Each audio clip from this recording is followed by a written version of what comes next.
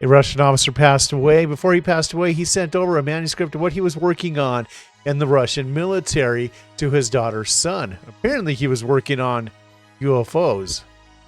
And I love this part of the story. I love the fact that your little boy, when he was a teenager, had expressed interest in aerospace. And in 2019, shortly before your daddy died, he sent your son a package, a wrapped package. And Natalia, no disrespect to Jean, but I think you need to kick off here. Tell me what happened when you opened the package.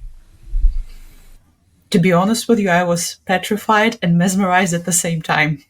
So I didn't know how to react, right? Because it was a bunch of scientific formulas at the first glance.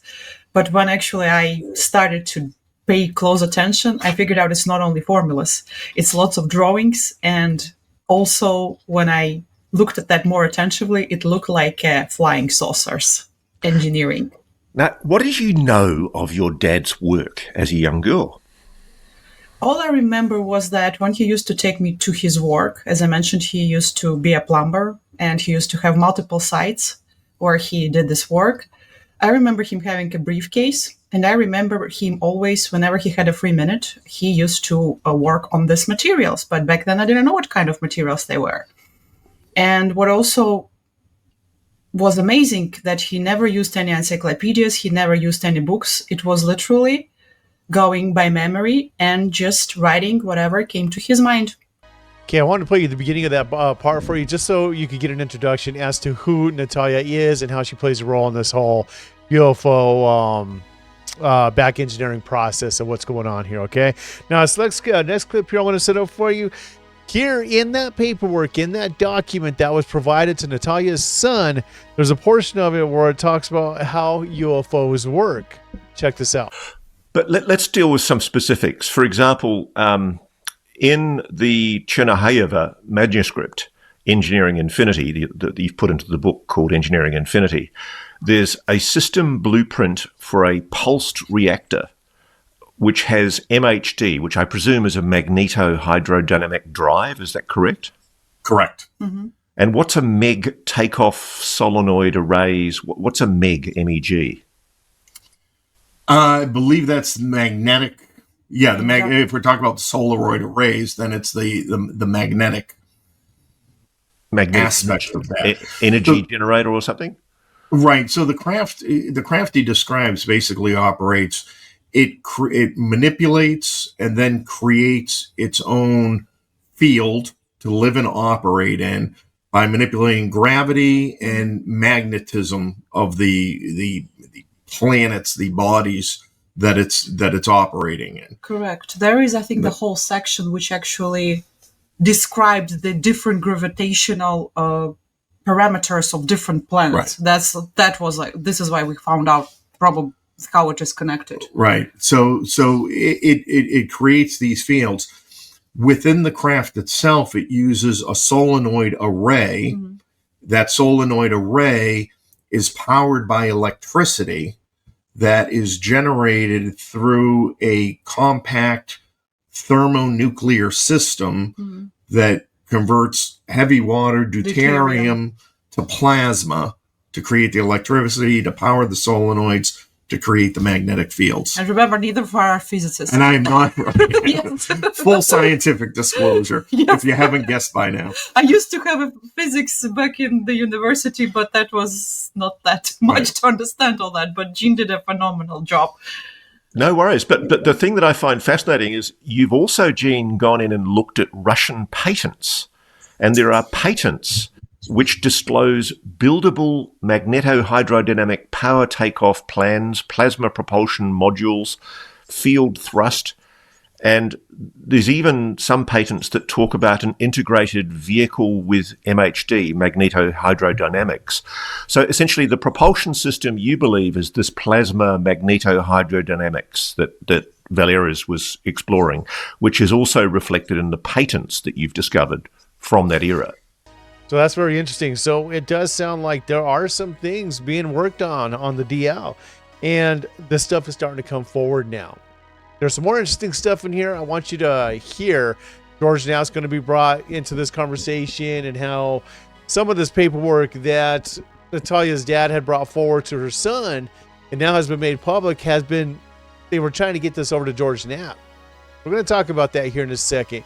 Keep on watching. This next clip we're going to talk about, it talks about Russian exotic weapons. Now, this is very concerning. The other aspect of what I did was to ask myself the question, and part of coming forward was I also hear what's coming out of Russia. Putin specifically saying, we are pursuing weapons using new physical principles. They talk about EMP, plasma-based weapons, all of these things, which all echo and have hallmarks and in some ways mirror the derivatives and types of technology that are in my father-in-law's work. And so I sort of asked myself the question in trying to assess the U.S. position and U.S. policy on this, because it's either we know in they're friendly, we don't know what the intentions are, or we know there are potentially bad intentions. The fact that they may be developing advanced weaponry that are back engineered from exotic materials is concerning. And this is Russia, by the way, that I'm speaking about. It's concerning that they're doing that. And if that's what they're doing, I hope the U.S. is right on top of that, if not ahead of them on that, because I am a United States citizen, and that would be concerning if Russia got materials of that nature and they're ahead of us in back engineering it. Now, this next portion of it that I want to talk about, this is where Natalia's husband says for the past 4 years, he's been trying to get this document out. The thing that's hard about this is that the document's in Russia, is in Russian. And then you need a scientist that speaks Russian that is an expert in these types of things, right? So it made it very difficult for him to find anybody that could help them out with this document. So apparently he has sent this over to George Knapp. Got no response, sent it over again, still got no response. And now here we are, he is speaking to Ross Coulthart. And when we speak in terms of the Thread 3 documents, I'm sure this is one piece of a much, much larger piece of work, body of work. I'm sure a lot more came out of Thread 3 than this. It's interesting because I only realized this week because I sent a colleague, I think, 25 pages from the Thread 3 documents that have been made public from what George tabled in Congress. But George has confirmed to me and to other people that, in fact, the documents that he brought to Congress and tabled involved several hundred pages of documents.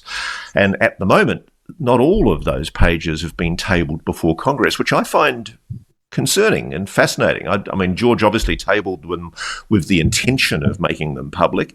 I'd certainly like to see the full extent of the documents and make a comparison between them and what Valerij Ceronoyajev himself wrote in his notebook. Gosh, there's more questions than answers here, aren't there? There's a lot more digging to be done. Oh, absolutely. And early on in this process, I mean, again, we had a full 4 years of sitting on this, of investigating, and throughout then, and even up until last month, there is nothing in the world I would love more than to have a 20, 30-minute conversation with George.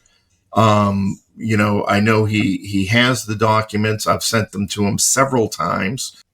I got the feeling in a lot of ways, not just George, but a number of people were going out of their way to not have a conversation with me about any of this. And again, from my old world and my old background, that just makes me ask more questions. All right, that's it for that one, you guys. I do encourage you to go watch the whole video. I will have a link down below. That was me chopping up Ross Coulthart's video. So I encourage you to go watch the whole thing. There's a lot of interesting stuff in there. And it's pretty interesting that George Knapp had smuggled some of those documents over from Russia back in the 1980s, I believe. And it would be nice to get some type of cross comparison between what George Knapp had smuggled over to the United States and what Natalia's